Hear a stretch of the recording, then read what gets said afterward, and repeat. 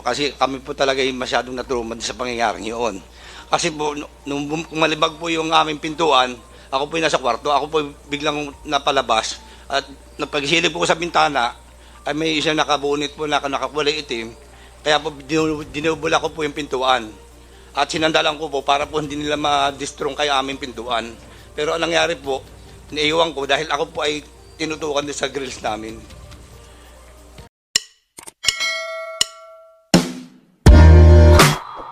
Are you asking question? I think they should take their oath siguro muna. Okay, sige, okay. The COMSEC is hereby directed to take the oath of the witnesses. Can you please stand up? Please raise your right hand. Do you swear to tell the truth, the whole truth, and nothing but the truth in this inquiry? I do. Thank you. Please take your seat. So, can you kindly state your names and your, well, kung may position po sa barangay, tell us.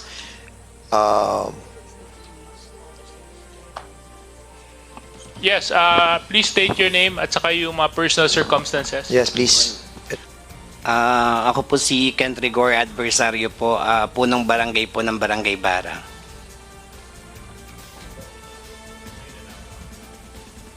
So you're an elected barangay po. captain. Okay, next please. Ako po si Filomena Gomez, Barangay Tanod po ni Kaping Rigor, adversaryo po. Ako po si Elmer Adversario po, tatay po ni Kapitan ni Kent Adversario. Barangay Kagawad po ngayon. Okay. So lahat po kayo taga Barangay Bara, tama po? Opo. Pakipatay na lang po yung mic para isa-isa na lang po. So kayo din po yung main characters dito sa nangyari, no? Pwede nyo po bang maikwento sa amin yung mga pangyayari sa Barangay Bara nung araw ng October 29. 29, yes. Bali, ako po, nung araw ng 29, bago po ang isang araw bago ang eleksyon, ako po yung nandun sa aming tahanan. Kasama ko ba aking mga taga-suporta. Namamahinga po kami doon. Tapos po,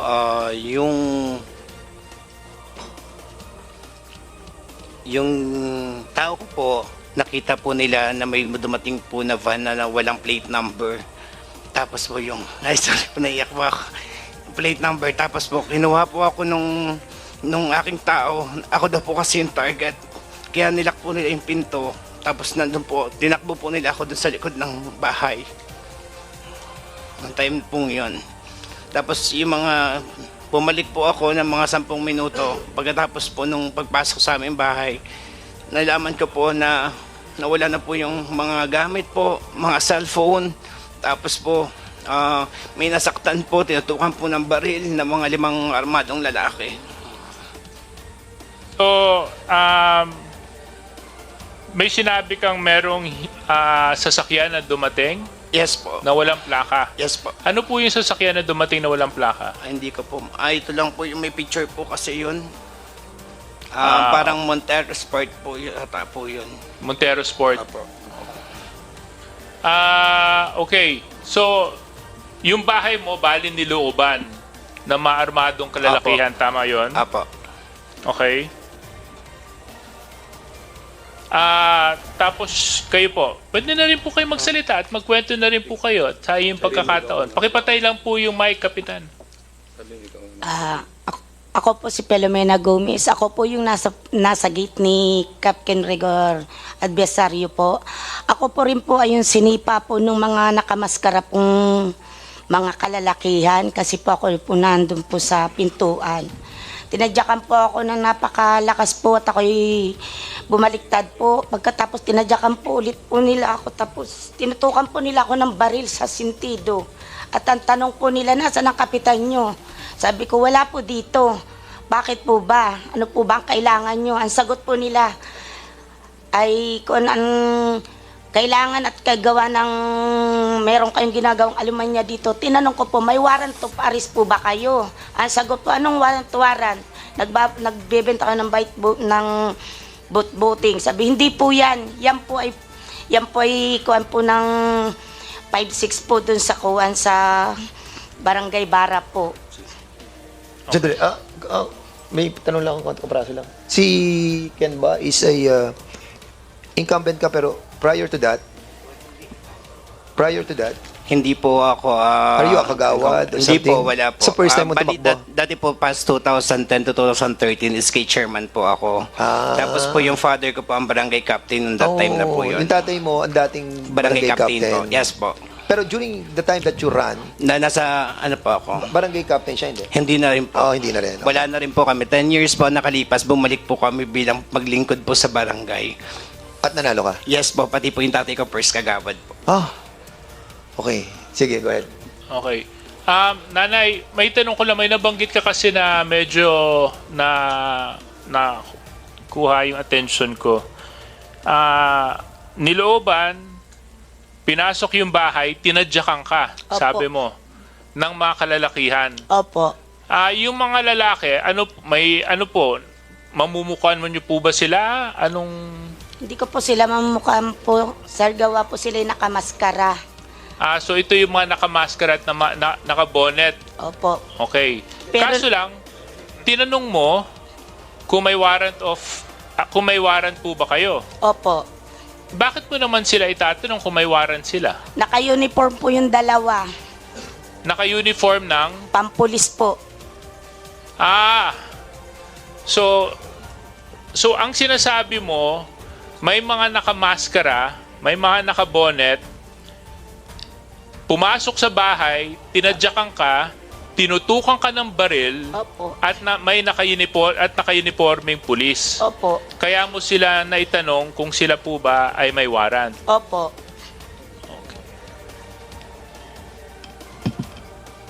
Aside sa Miss Ate. So aside doon sa dalawang naka-uniforme, ilan na pumasok sa loob ng bahay? Bali pa pumasok po sa bahay ni Kap Kim po ay 5 po. So yung tatlo, naka-civilian. Yung isa po nakasibilyan pero yung dalawa po naka-uniform po kulay blue na pulis at puti na nakapulis din po ang tatak. So yung dalawa, kasi dalawa naka-pulis, tapos isa naka-civilian, yung dalawa naka-ano? Puti po, white po, nakapulis ang pangalan.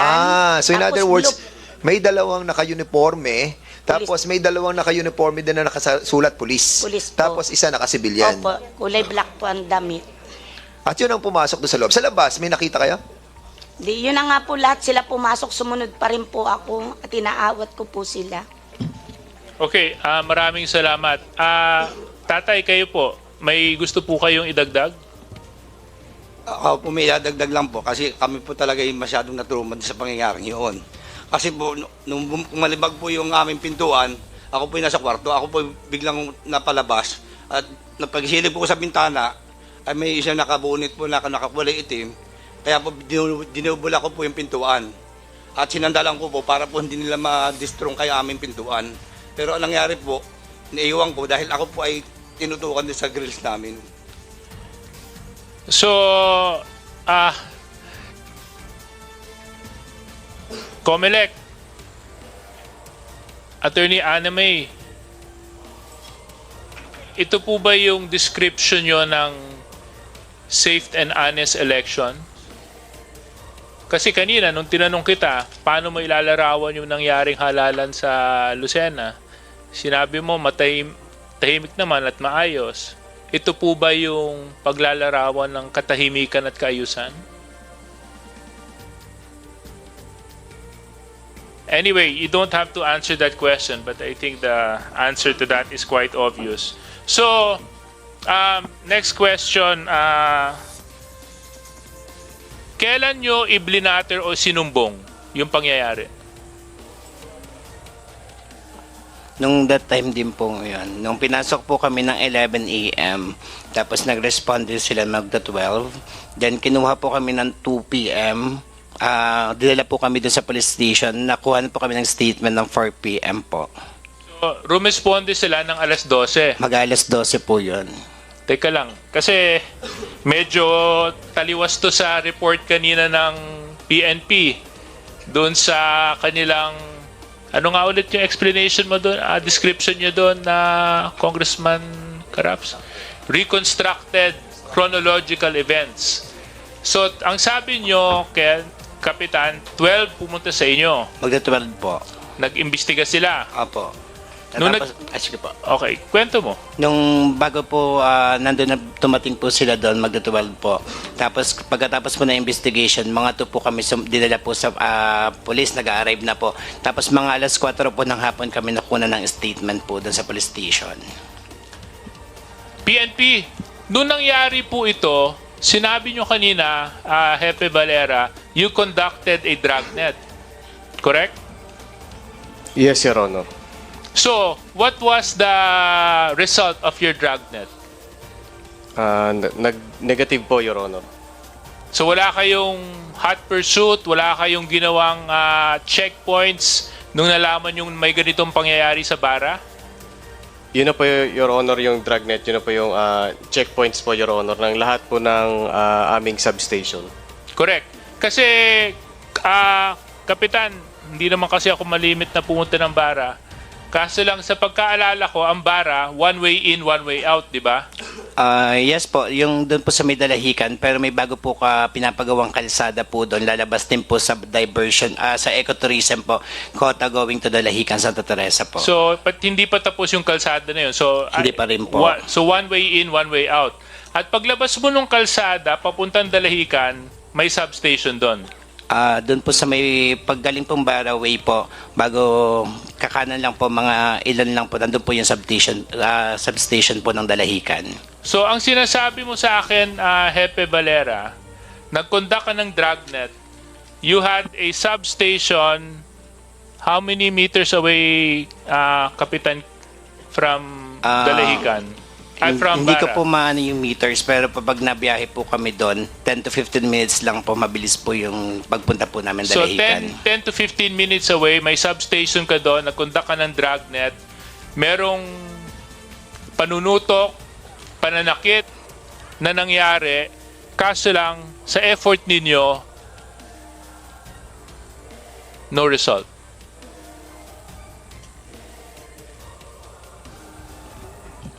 Yes, Your Honor. Sa result po ng dragnet operation po namin, Your Honor, ay wala po, sir. It turned out to be negative, sir. Yeah.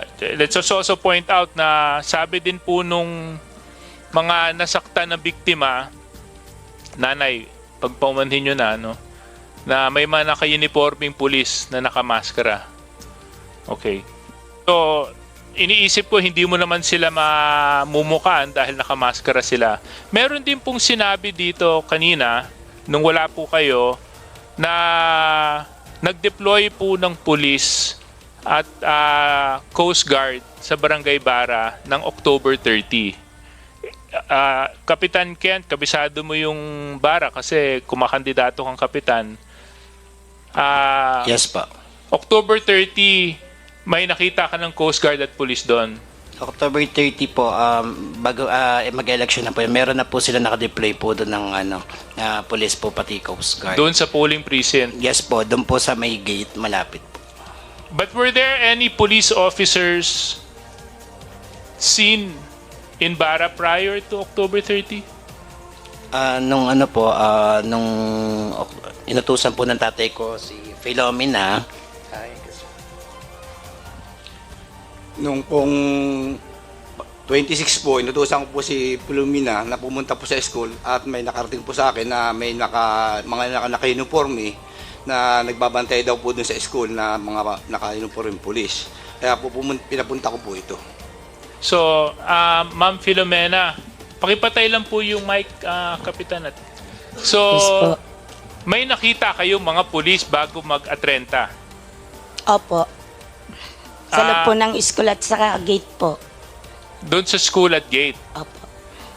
So, again, Mr. Chair, just want to point out another incongruency sa testimonies. Ilan po yung nakita doon sa polling center? Yung pong Coast Guard. Ilan po nakita yung Coast Guard? 2 po. Ilang PNP po? Hindi ko po matukoy po sa loob kasi po sarado ang gate. Yun lang po nakita kong 2 po. Okay. Okay. So, Ma'am Filomena, unang-una, nagpapasalamat ako sa tapang at lakas ng loob mo para humarap dito. Alam kong naging traumatic para sa iyo yung nangyaring nakarang halalan. Ilan taon na po ba kayo, nanay? 55 po. 55. Imagine 55 years old na babae, tatadyakan. Saan po kayo natamaan nung kayo po ay tinadyakan? Sa likod po 2 beses, tapos sa dibdib po, sumuka po ako ng dugo. Stroke po ako, sir. So, nung na-stroke po ba kayo at nung kayo po ay tinadyakan, nagkaroon ba ng medical legal na ginawa? Hindi ko po alam. Wala pong nagkuhan po sa amin ng medical legal. PNP? Sir, negative po sir kasi hindi po nila sir nasabi sir yung nung time nung kinukunan po sila sir ng affidavits. Are you saying during your investigation, hindi sinabi ng mga biktima yung nangyari sa kanila? Hindi po sinabi sir. May I ask sir the investigator on case sir? Kasi siya po mismo sir ang gumawa sir ng statement sir.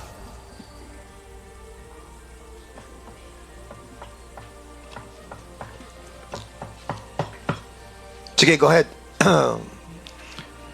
Before you speak, did you take your oath as well, ano? Yes, sir. Yes, Your Honor. Last time, Your Honor. Sige, go ahead. Your Honor, nung pong kinukunan ko po ng salaysay si Nanay Filomena, wala po siyang nabanggit po nung regarding po dun sa ganun pong pangyayari. Walang ganung pangyayari. Yung sinasabi ni nanay? Doon sa report ninyo? Yes, Your Honor. Ano? So, ano nakalagay sa report ninyo? Sige, DS, please. Police, what's your name again? Sige, ano nakalagay sa report?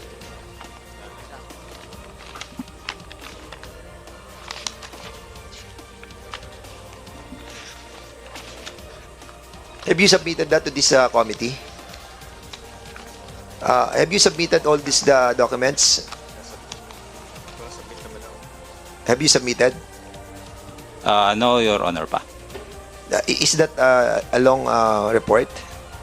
Yes, Your Honor. Affidavit po nung mga victim, then yung pong, witness po, sir po. Witness at saka po ni complainant po. Oh, so nagpa-blatter sila, binigyan mo sila ng copy? Meron po. Do you have a copy, nanay? Can you kindly give us the copy? And at the same time, you give us a copy as well? And Yes, then- Your Honor. Ako, Chairman, hindi naman ako investigador, no? Kaso lang, I think it would be standard operating procedure by the police na pero kung merong ganitong report, ang unang itatanong, meron bang nasaktan sa inyo? Meron bang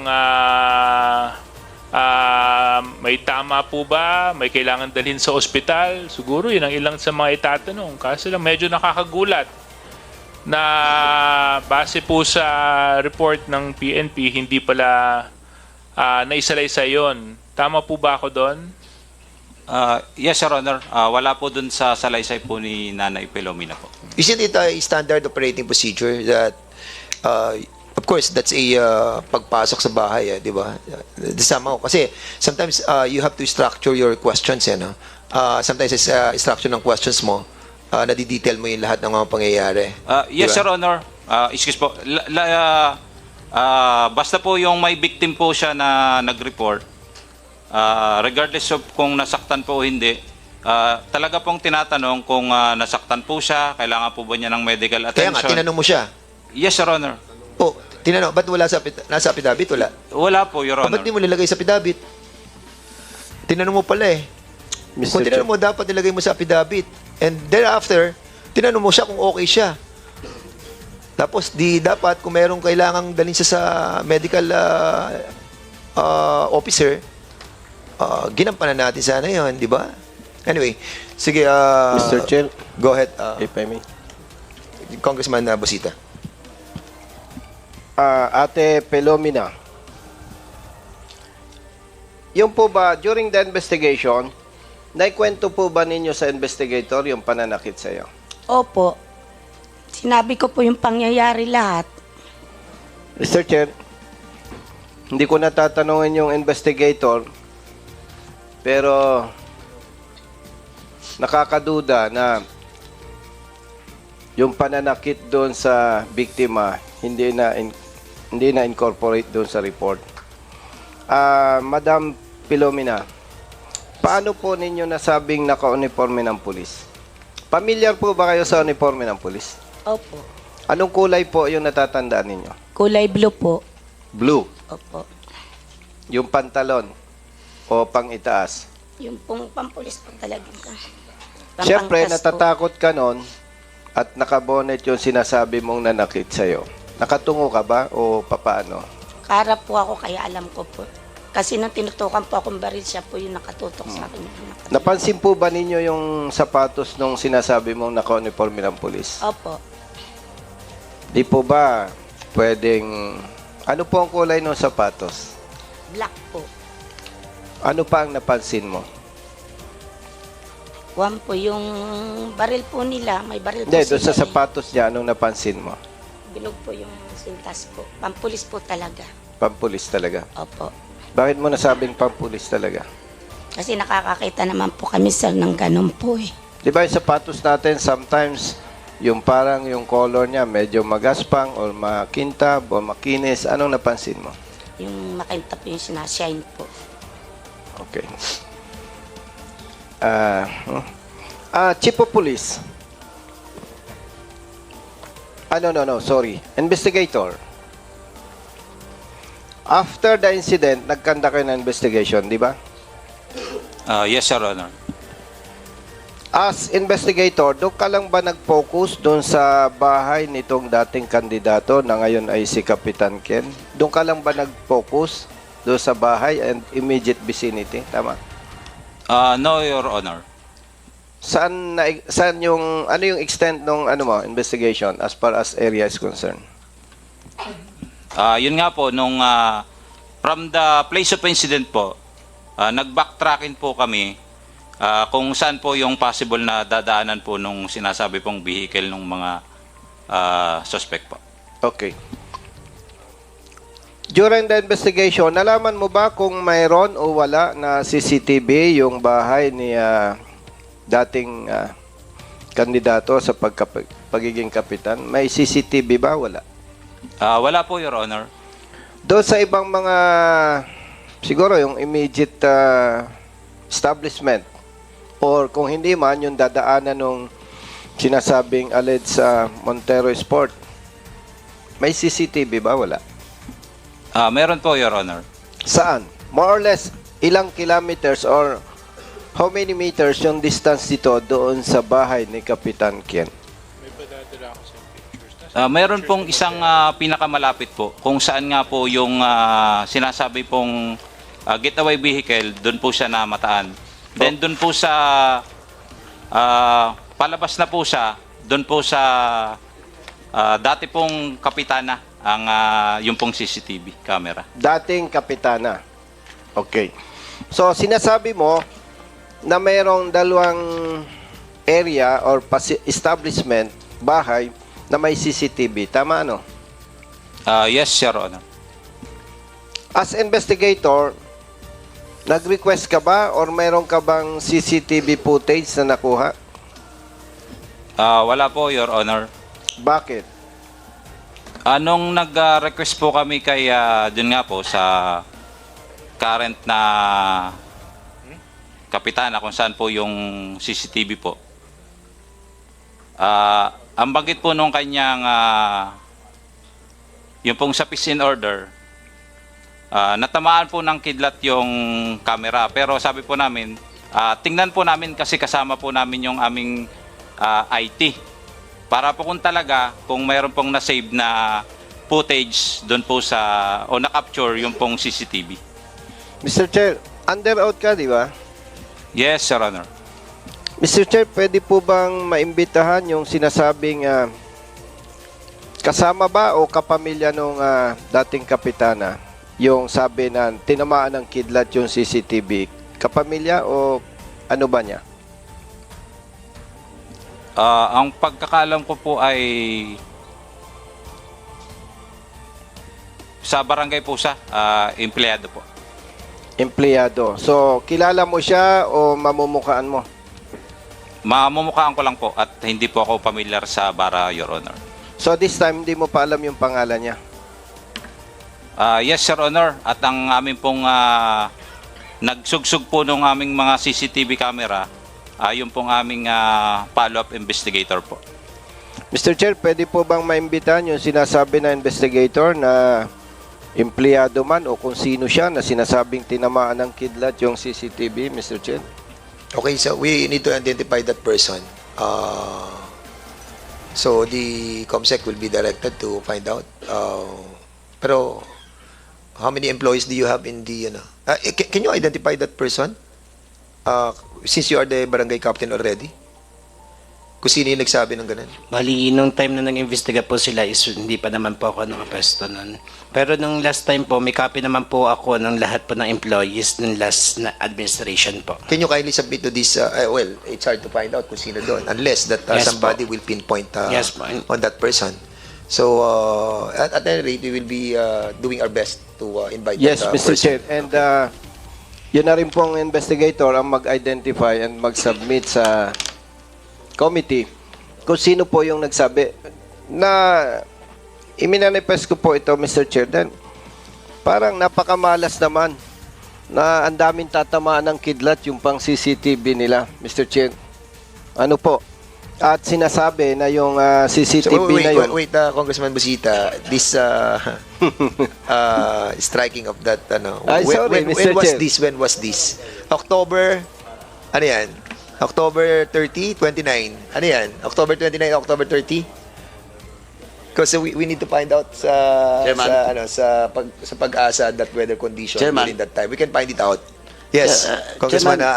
If the if the investigator in charge during the time and the convent barangay captain cannot identify that particular person, maybe we will invite the former barangay captain kasi mas siyang nakakalam kung sino yung mga empleyado doon at sino ang in charge doon sa CCTV. Yeah. Diba? Okay. So with that, is that a motion? I will make it into motion that we will So we'll be invite inviting the former barangay the former barangay Second. captain of the of barangay Bara, no?